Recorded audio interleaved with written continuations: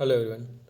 तो यहाँ पे हम बात करेंगे क्रॉप फीड कंपटीशन और एलिलोपैथी की। कैसे क्रॉप प्लांट्स के साथ वीड कंपटीशन करती है हमारे फील्ड में, और एलिलोपैथी क्या है।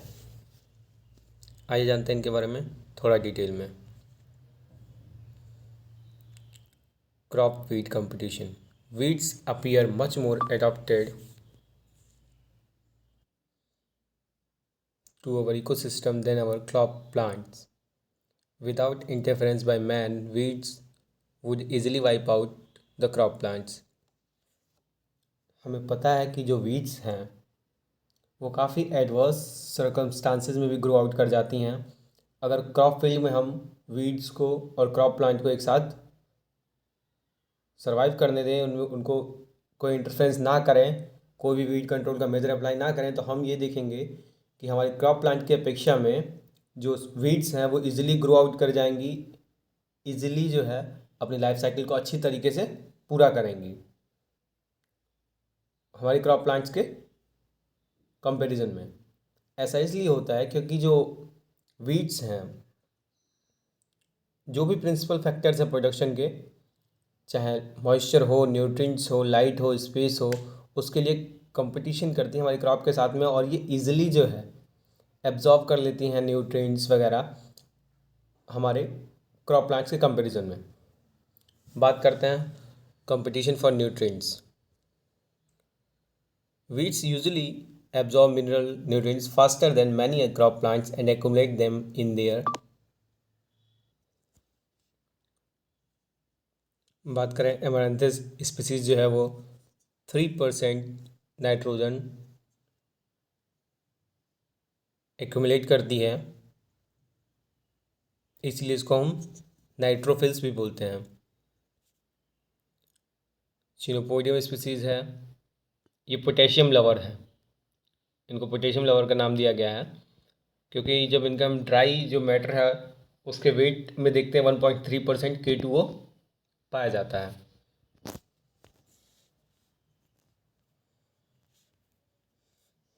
बात करें हम कंपैरिजन की, तो ये देखिए किस तरह से कंपैरिजन किया गया है। कुछ वीड्स के नाम दिए गए हैं और कुछ क्रॉप प्लांट्स दी गई हैं, जिनके बीच में दिखाया गया है कि उनके ड्राई वेट में कितना नाइट्रोजन, फॉस्फोरस और पोटेशियम होता है। आप देख सकते हैं यहाँ पे एकाइरेथस एस्पेरा में राइस के कंपैरिजन में काफ़ी ज़्यादा अमाउंट में NPK प्रेजेंट है। उस तरह आप देख सकते हैं शुगर केन में भी है, वीट के अंदर इन वीट्स के कंपैरिजन में काफ़ी कम मात्रा में NPK है। ड्राई वीट का मतलब है कि आप वीट कोई भी ग्रास है उसको ड्राई आउट कर लेते हैं। बहुत सारे मेथड्स हैं ड्राइंग के, उनके थ्रू उनका वेट करते हैं, उनके वेट के अकॉर्डिंग देखते हैं कि उनके अंदर कितना NPK है। ये परसेंटेज में दे रखा है आपको 2.21 वगैरह या 3.16।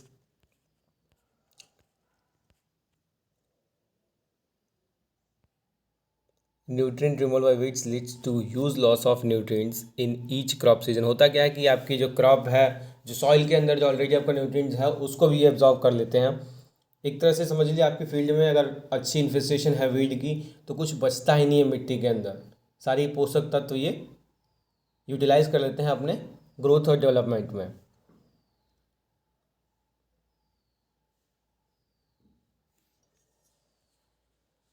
कंपटीशन होता है उसको मॉइस्चर के लिए होता है, मॉइस्चर मीन्स वाटर के लिए। In general, for producing equal amount of dry matter, weeds transpire more water and do most of our crop plants। Crop plants की अपेक्षा कहीं ज़्यादा पानी जो है वीड्स ट्रांसफर कर देती हैं। As a rule C4 plants utilise more water in resulting in more biomass per unit of water। Cynodont dactylon had almost twice as high transmission rate as pearl millet। Pearl millet का जो transmission rate है उसके comparison में जो Cynodon डेक्टिलॉन है, ये एक weed है, इसका ट्रांसमिशन रेट सीधे डबल है पर्ल मिलेट के कंपेरिजन में। लाइट के लिए compete करती हैं, सनलाइट जो मिलती है, हमें पता है कि सनलाइट के बिना कुछ होने वाला नहीं है प्लांट्स का। अगर उन्हें सर्वाइव करना है तो उन्हें फोटोसिंथेसिस करनी है, और फोटोसिंथेसिस करनी है तो उनको लाइट चाहिए। लाइट के लिए compete करते हैं फील्ड के अंदर। स्पेस के लिए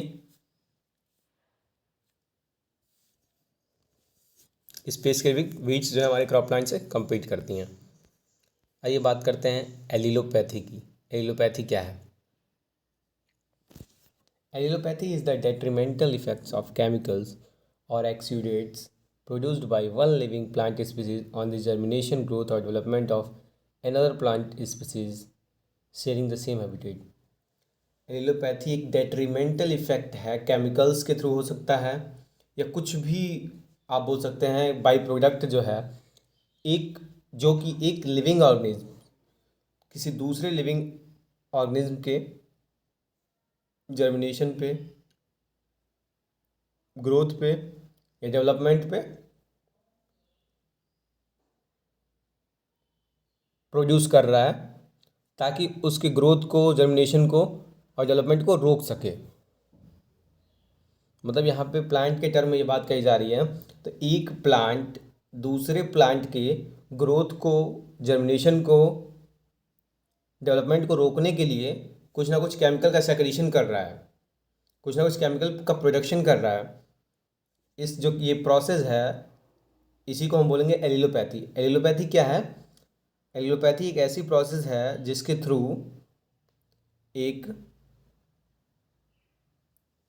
प्लांट स्पीसीज दूसरी प्लांट स्पीसीज की ग्रोथ को रोकने के लिए, जर्मिनेशन को रोकने के लिए, डेवलपमेंट को रोकने के लिए कुछ ना कुछ केमिकल का प्रोडक्शन कर रहा है।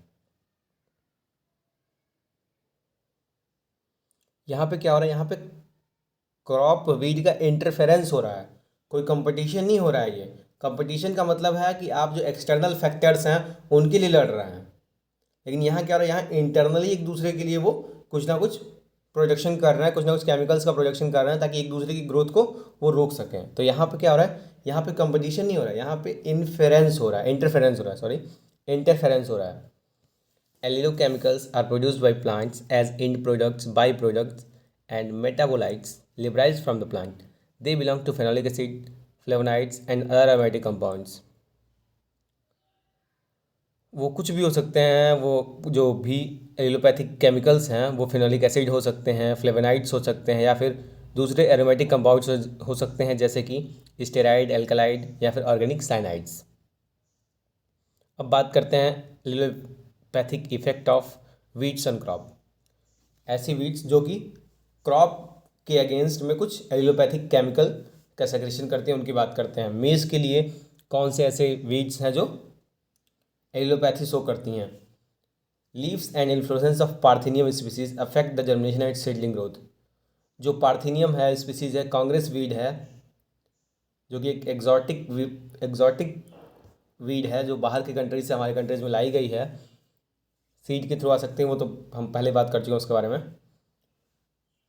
तो वो क्या करती है? पार्थेनियम स्पीसीज के जो लीव्स हैं और इन्फ्लोरेसेंस है वो मेज़ की ग्रोथ को, सीडलिंग और जर्मिनेशन ग्रोथ को रोकने का काम करती हैं। Tubers of Cyperus esculentus affect the dry matter production.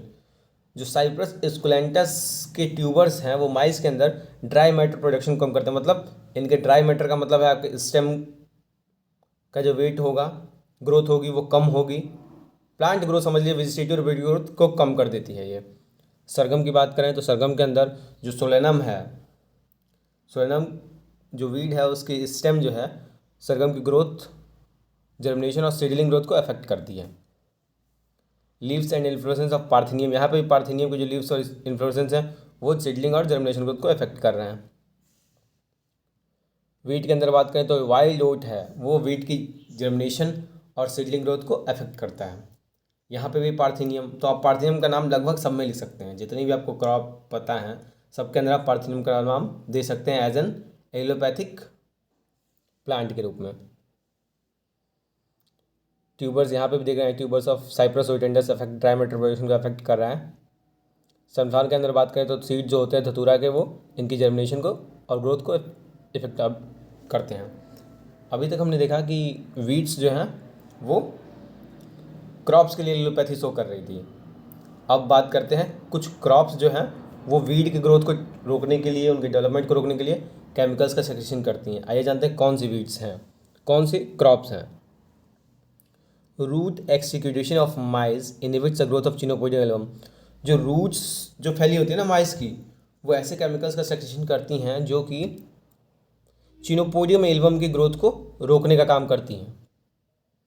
यहाँ पे माइस क्रॉप एलोपैथी शो कर रहा है, किसके अगेंस्ट शो कर रहा है? चिनोपोडियम एल्बम के against. The cold water extract of wheat straw when applied to weeds reduce germination and growth of Abutilon species. Wheat straw की बात की गई है यहाँ पे, जो बच जाता है मैटर, जिसको आप बोल सकते हैं भूसा, यूज़ करते हैं हम फॉडर के रूप में।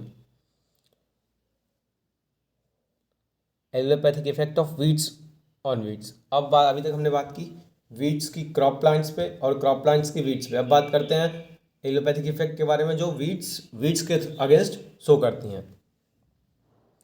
Extract of leaf leachate of decaying leaves of Polygonum contains flavonoids which are toxic germination. जो एक्सट्रैक्ट बच जाते हैं पॉलीगोनम स्पीसीज़ के जो प्लांट्स हैं, उनकी लीव्स में ऐसे फ्लेवोनाइड्स होते हैं जो कि इनहिबिट करते हैं एमरैंथस स्पीसीज़ की वीड्स की ग्रोथ को, उनकी जर्मिनेशन को। और जो सरगम हेल्पेंस है, ये इफेक्ट करता है